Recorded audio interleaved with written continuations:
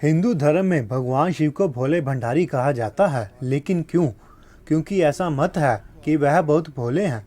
भक्त की जरा सी आस्था देखकर भी उनका हृदय पिघल जाता है और वह उसकी मुराद पूरी कर देते हैं।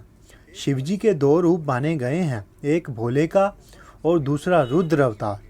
कहा जाता है कि भक्त की आस्था से प्रसन्न होकर वह अपने भोले रूप में उसे मुंह मांगा वरदान देते हैं, किंतु वही भक्त यदि उन्हें निराश करे तो शिवजी के रुद्र रूप का शिकार होना पड़ता है। यही कारण है कि शास्त्रों में शिवजी की पूजा करते समय गलतियां करने को निषेध माना गया है।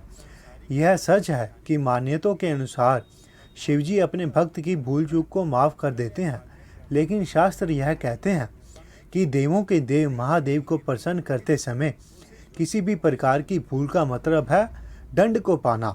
इसीलिए आज हम आपको शिवलिंग पूजा, विशेष रूप से शिवलिंग की परिक्रमा से जुड़े कुछ शास्त्रीय नियमों से अवगत कराने जा रहे हैं।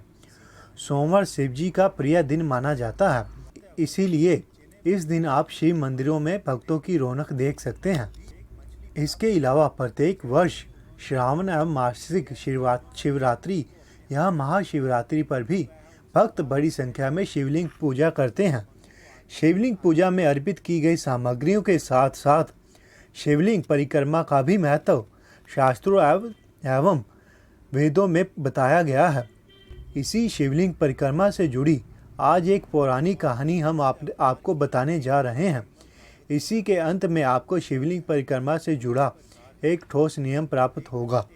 तो वीडियो शुरू करने से पहले फटाफट से चैनल को सब्सक्राइब कर लीजिए, बेल के आइकन पर क्लिक कर लीजिए ताकि जब भी नई वीडियो आए आपको तुरंत नोटिफिकेशन प्राप्त हो जाए। तो चलिए शुरू करते हैं आज की वीडियो। यह कहानी गंधर्वों के पुष्पदत्त नामक एक राजा से जुड़ी है। कहा जाता है कि उस राजा के पास अदृश्य होने की एक आश्चर्यजनक शक्ति थी। राजा भगवान भोलेनाथ का बहुत बड़ा भक्त था और उसकी यही ख्वाहिश होती कि वह सुंदर सुंदर पुष्प भोलेनाथ को अर्पित करे। अपनी अदृश्य शक्ति का सहारा लेकर राजा आसपास के राज्यों में बनी पुष्प वाटिका में घुस जाता और सुंदर मोहक पुष्पों को तोड़ ले आता। ऐसा करते समय ना तो उसे कोई देख पाता था और ना ही बागीचे के माली यह समझ पाते कि पुष्प कहाँ गए। इन्हीं बगीचों में से एक के माली ने अपने राजा को यह गुजारिश की कि बगीचे के सभी सुंदर पुष्प कोई चोरी कर रहा है। वह दिनों दिन कम होते जा रहे हैं, लेकिन ऐसा कौन कर रहा है यह मालूम नहीं होता।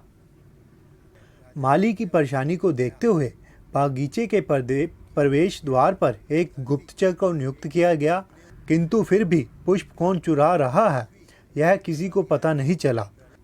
हमेशा की तरह ही एक और दिन पुष्पदत्त राजा कुछ पुष्प चोरी करके लाता है और शिवलिंग पर उन्हें अर्पित कर देता है।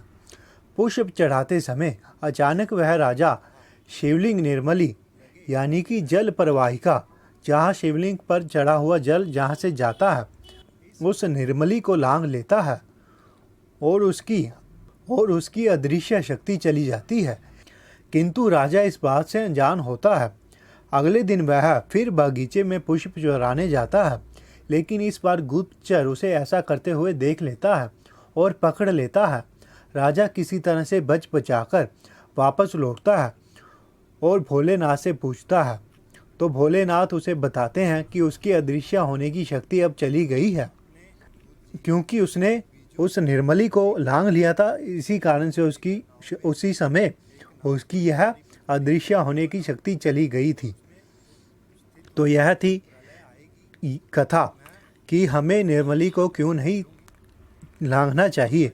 कथा के अनुसार जो कोई भी शिवलिंग की जल की निकासी यानी कि निर्मली को लांघेगा वह पापी कहलाएगा और उसके भीतर की शक्ति छीन हो जाती है, यानी कि छीन ली जाती है। यदि किसी मंदिर में शिवलिंग की निर्मली दिखाई नहीं दे रही है, यानी कि उसे जमीन के नीचे बनाया गया है, तो चारों ओर परिक्रमा की जा सकती है, अन्यथा निर्मली तक परिक्रमा करनी चाहिए, यानी कि आधी परिक्रमा। यह थी भगवान शिव के शिवलिंग से जुड़ी एक कथा।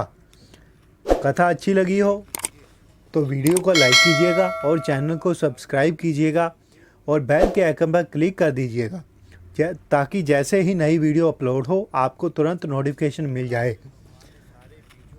हर हर महादेव।